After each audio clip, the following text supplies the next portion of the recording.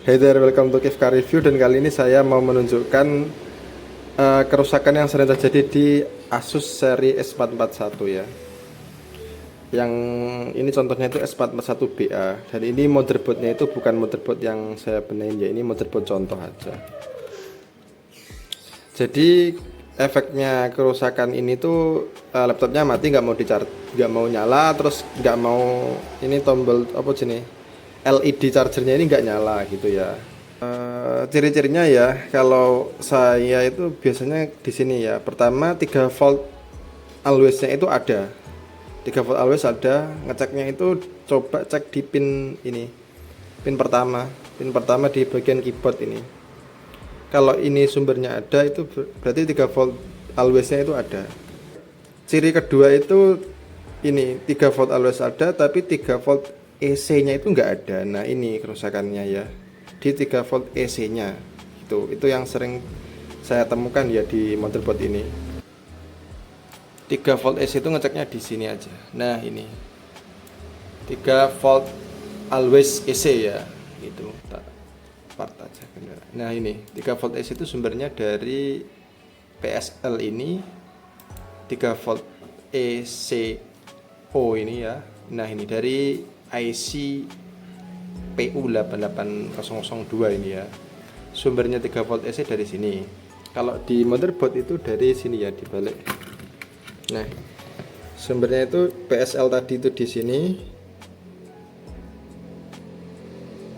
Terus IC-nya itu di sini ya. Ini udah tak cabut IC-nya ini.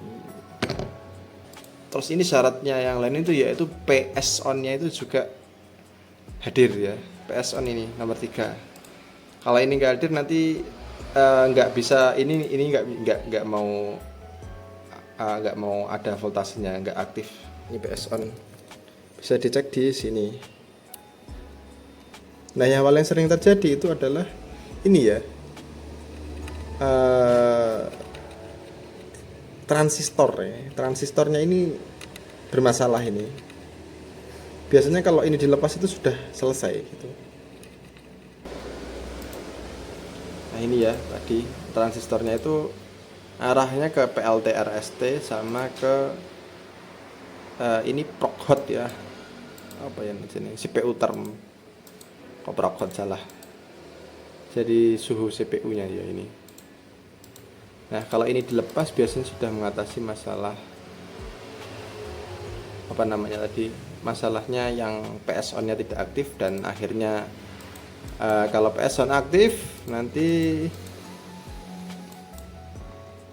otomatis PU ini juga aktif, otomatis juga 3 volt always EC-nya juga aktif, dan insya Allah nanti udah bisa buat nyala ya. Itu kalau kerusakannya ada di 3 volt always EC-nya itu tidak aktif seperti yang sering terjadi di motherboard Asus 441. Dan tadi ini barusan saya benahin juga kan ya ini ya, dan ini udah bisa nyala gitu. Ini tadi kerusakannya sama juga, saya sering menemukan kerusakan seperti ini udah bisa nyala dengan kerusakan yang sama. Oke, thank you for watching, semoga bermanfaat. Assalamualaikum warahmatullahi wabarakatuh. Dadah.